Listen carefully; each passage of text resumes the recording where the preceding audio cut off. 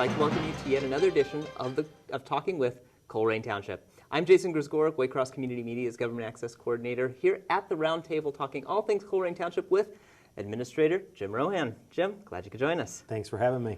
Well, start out of the new year, we might as well take out the old, bring in the new, and I think that's a great way to start this year's conversation. You had written a great piece here, kind of doing the highlights and looking forward, and I think that's what we're going to discuss all today. That's great. Let's look back a little bit, and we did a lot in 2014. Most people may not think that a lot happened, but believe it or not, there was. And if we want to go over a few of the highlights again, there are many to discuss, but if we want to start off, taking Dan to where he is, and I'm talking Mr. Malloy, was probably one of the wisest decisions that we all made for this. Yeah, that was a very controversial decision. Many in the community that had at least verbalized their thoughts to me regarding the position felt that it was something that probably wasn't warranted. I will tell you that having Dan serve as the public safety director and to be able to bring a whole different level of accountability now to the public safety department, the fire and the police, it's allowed us to really be creative and create greater synergy within the department. We've seen a great increase in efficiency and accountability, and even stepping into this year, and I'll talk a little bit about what 2015 is going to bring, even some additional responsibilities that Dan's going to serve as the public safety and the public services director. Sure. But he's been very busy. There's a lot of good information on our website as far as some of the reports. We've got a couple white papers out there that we've studied the utilization of our fire department on a 12-hour versus a 24-hour, and so we've done a little bit of that. And a lot of it is just understanding public safety and being able to look at the budgets. As you know, we've been dealing with budget challenges for the last several years, and having Dan now provide direct oversight over the budget process, I believe is going to continue to contribute and allow us to get to that 2022 plan where we're able to stay solvent for the next several years. And you brought up that it was controversial. I mean, looking at the fact that here was the chief of police taking over something that was in this new role, looking over public safety, isn't that someone like you would really want to go to, that go-to person? Yeah, I think what created the controversy is many saw this as it's another administrative position, it's an additional salary you did not have before. Okay. But I think it's important to realize that when you look at the administrative structure, we no longer have the public works director. Right. We no longer have the community center director. And then effective March 31st, Kevin Swartzoff's retiring, we'll no longer have his position. So essentially what we've done is we've created one position, but we've eliminated three. And so from a cost perspective, we're actually ahead of the game. And I would also argue that it helps to create a greater culture. We're moving away from individualized departments into more of a global department or a global township. In addition to the direction of putting Dan in charge, we moved our fire headquarters to the central campus.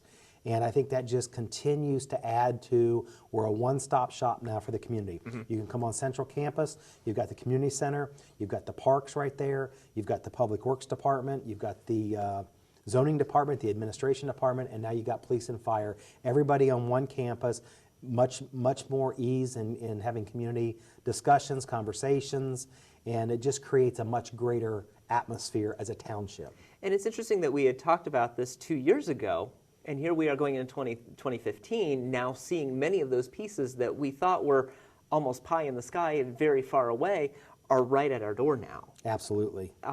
Did you find that it was easy to get to where we are and as we continue on? Because there's a lot to still discuss. Sure. Well, I think the decision was very easy. I think probably the bigger challenge that we had was educating the staff and making sure everybody kind of understood what the reasons were behind making the move. I think there was a little bit of anxiety. You've got a police chief coming up to become public safety director. You're moving headquarters now up to the central campus. What's the plan here and why are we doing this? But I think as we've worked through that, we've had some successful negotiations with some memorandums of understanding with our fire union to promote additional lieutenants within the department and also bring on more career guys. In exchange for that, we got some concessions on what a new firefighter costs coming in. Okay. And so that helped us to be able to achieve some of our long-term budget goals. And it's really changing the culture and really trying to educate and explain that we are one team and we want to work together. And I think once we got through some of that anxiety, it makes for a much better opportunity for us to have team meetings, interdepartmental meetings. As a result of moving headquarters up there, and now with Dan starting in 2015, he's going to be also over public services. We're going to be bringing the fire mechanic from Station 102 up to the Public Works building. Okay. It's a building that was built for a number of reasons, and we have enough space up there to be able to run our mechanic operations out of that complex right alongside with our public works. So we'll have two mechanics working side by side, two different departments, but to be able to have access to the senior leadership right there if you need something is much more efficient than having to drive in from 102, meet with the fire chief or the public safety director before you can make a decision. So creating that efficiency of everybody being on site, even with some of the staffing with administrative assistants, we've talked about downsizing our administration. At one time, we had 7 administrative assistants within the township. Every department head had their own administrative assistant. We are now down to 2 in the public works area and 1 in the parks area and 1 in the zoning. So we have 4 administrative assistants now serving the township. So being able to have 2 now in public safety services, in the public works area, allows us to really streamline what those duties and responsibilities are. So we can have 1 person processing the payroll for all the public safety and all the public service departments instead of having 2 or 3. So it creates more synergy, more efficiency, streamlines the processes, and eliminates a lot of redundancy. Sure. And I think what I remember most going into last year, and you've hit a little bit on it, was the idea of that global nature. I remember Jeff Mills doing a wonderful presentation saying we're no longer going to be these silos. And it has stuck in my mind because you saw that, I'll use the word deterioration of it, because those walls are gone. It is this complete, as you're saying, this complete campus, this complete unity of a working team. And I think as you're saying, the culture changes, it's going to progress and produce better results. Well, I think we saw an example at this last board meeting. There was a citizen that was struggling understanding what happened to the enforcement officer within the zoning department. And that's just another example where we used to have our own enforcement run out of the zoning department. Now we're actually utilizing our police department and our officers within the police department to help us work through those zoning issues. I think that once we change the mindset that we're no longer looking at things from a departmental basis, but more as a township, and we're utilizing the services and the skills of our various departments, it's going to create a better product in the end for our community. Sure. Well, we've talked a lot about police and fire, and we should, considering that the police levy was one of the big wins of 2014. That was able to get us further and get us ahead where we need to be. Are you seeing that I guess I would say the agreeance of the community and that backing that you want to see? I mean, the downside was, of course, back in November when we lost in issue 30. But I think we're seeing the community understanding, at least trying to, where you're wanting to go. Yeah, I think public safety is always an easier sell when it comes to needing more funds because people care a lot about the public safety aspect. You know, we won the police levy by 9 votes. I don't really understand what that means. There were a lot of things that were happening as a result of at the time we were asking for the levy. We had just lost some state money. We had lost a number of deputies that were basically provided at no cost. We had to implement a reserve officer program. So we had a lot of change happening that required us to have to invest more money in the department. When that happens, it costs more money to operate. So I think that anytime you ask for more taxes, it's challenging to get that, especially when you have economic challenges and unemployment and things of that nature. So we were very happy to pass by 9 votes. Our commitment is to make sure that we spend those monies very carefully and very wisely, and to try to stretch those as long as we possibly can. Issue 30 failed, very disappointing, obviously. Sure. We tried to structure an issue that would allow us to generate a tax on a non-resident and to protect the residents, to invest in public infrastructure. We were not successful in doing so. So, the thought of coming back at this point with a road levy, which is going to be an additional property tax on the community, right now there doesn't seem to be much of an appetite to do that. So we're managing our way through that. We've made some additional reductions as a result of the issue 30 failing. We cut about $550,000 either in cuts or additional fees, whether that's rentals of ball fields, shelters, various fees throughout the township. And we're going to hope to, as part of the permanent appropriation measure that'll go before the board in March, we're hoping to put at least $350,000 to $375,000 into the budget to do some road resurfacing.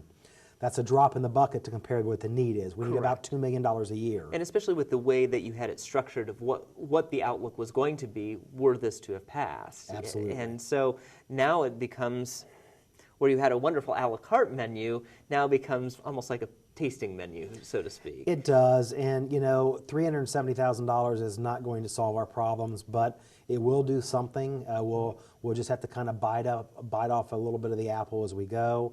Hopefully down the road there'll be some additional state funding that might come forward.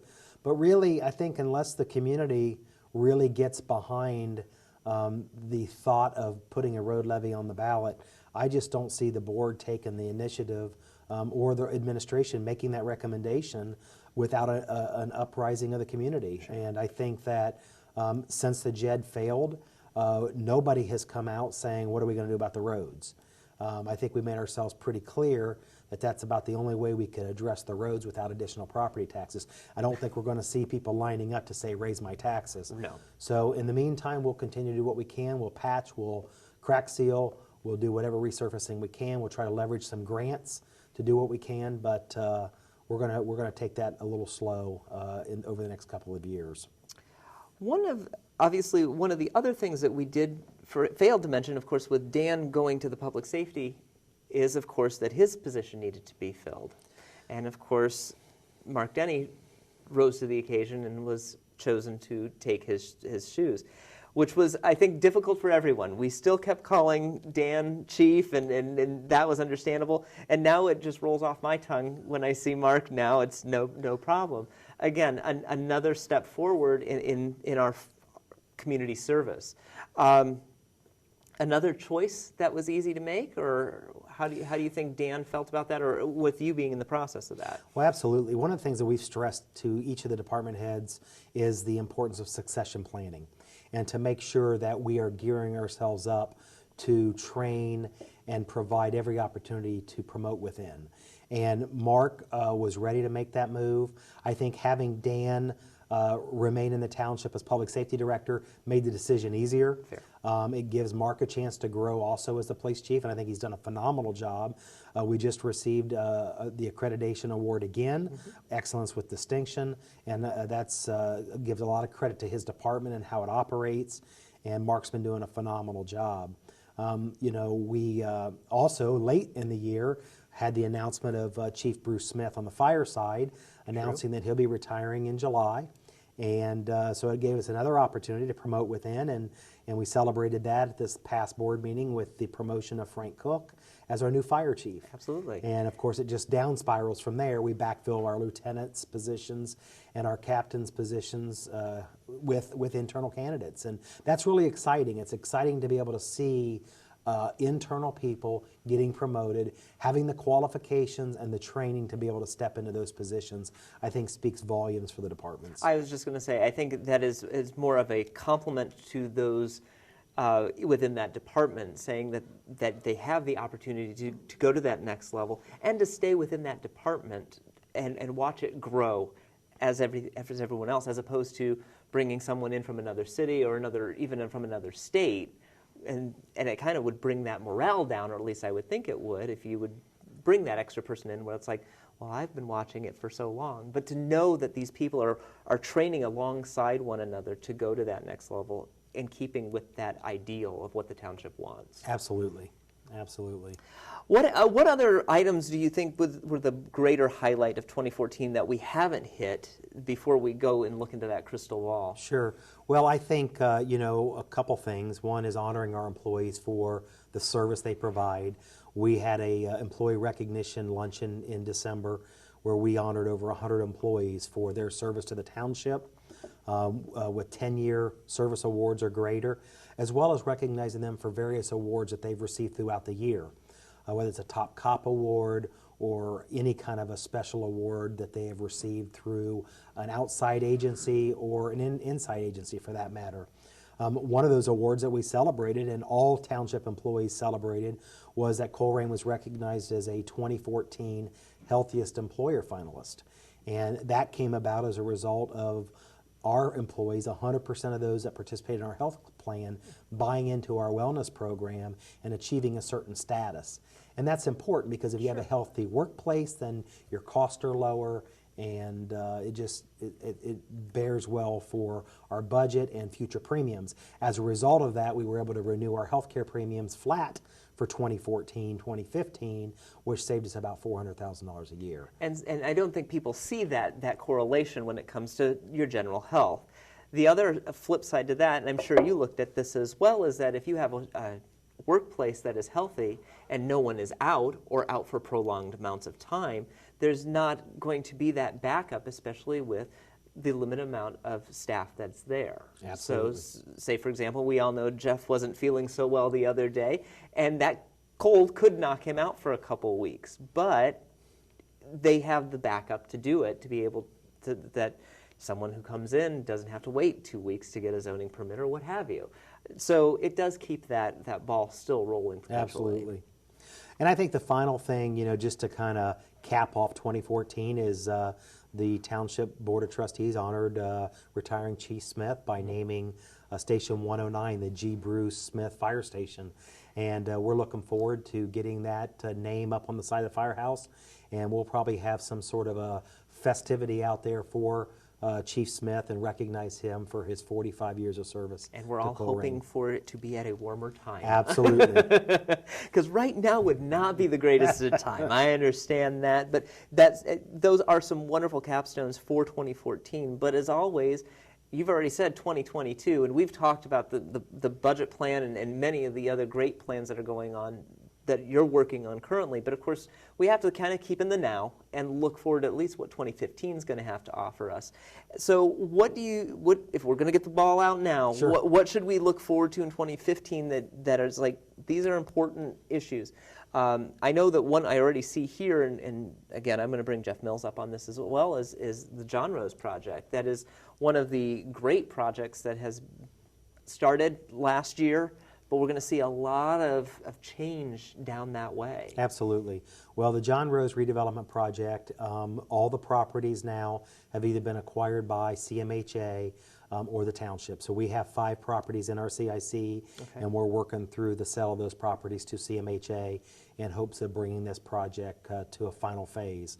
They will be applying for the tax credits again in 2015, and we're hopeful that they'll be able to get that so that we can see that senior housing complex complete.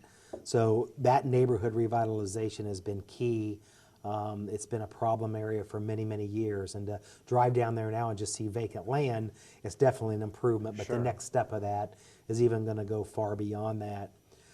You're going to continue to see a lot of the economic development spur along Colerain Avenue. We had the Kroger Marketplace meeting the other day. We expect that to go through and provide a Kroger Marketplace between the mall and Stone Creek. We have obviously Chick-fil-A coming. We've got the Escape movie theater is going to be opening up in early February. So we got a lot of positive things going there on the economic development front. And Frank and I work very closely with a lot of the developers to try to backfill space as it becomes available. Increasing that tax base is going to help us be able to sustain ourselves with that 2022 vision. Streetscape project, improvements to Colerain Avenue. I think if you drive up and down Colerain Avenue, you'll see they're out there right now laying utilities. They're still planning to widen the lanes north of 275 on Colerain Avenue in the spring.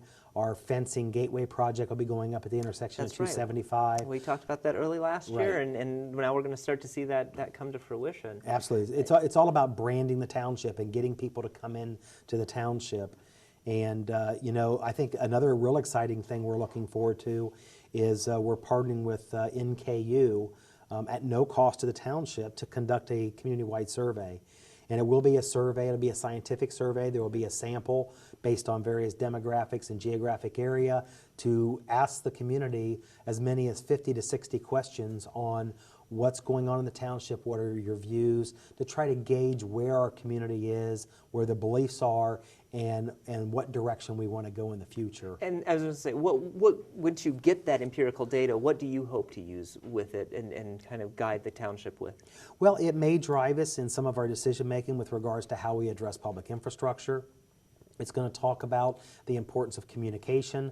You know, one thing I get a lot of concerns with right now is that when they call the township, they get a voicemail. They don't get a live body. Right. But as you know, that's cost. If I put somebody there to answer the phone every day, that's an expense, Now and you have them on unfortunately the we've had to payroll. cut some expense. So we're trying to balance that out and come up with a solution to be able to answer the phone, if not, make it easier for the community to reach us. So we'll be seeing some changes there.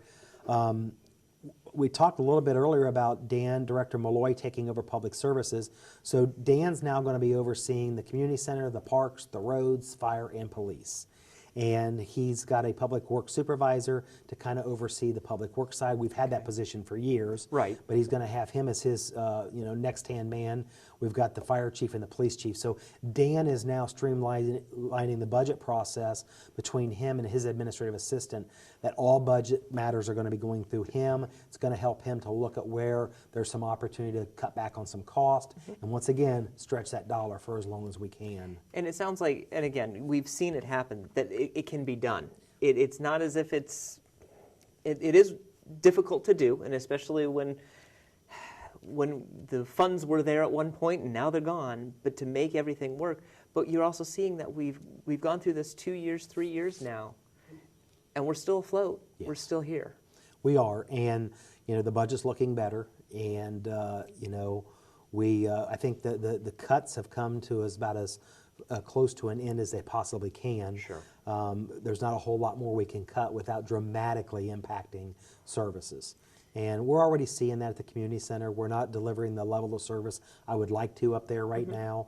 So we need to work on that, but we just don't have the funding any longer. So I'm working with a group of seniors to create a 501c3 senior program that will allow them to do some fundraising and grants and maybe pump some more money back into the center.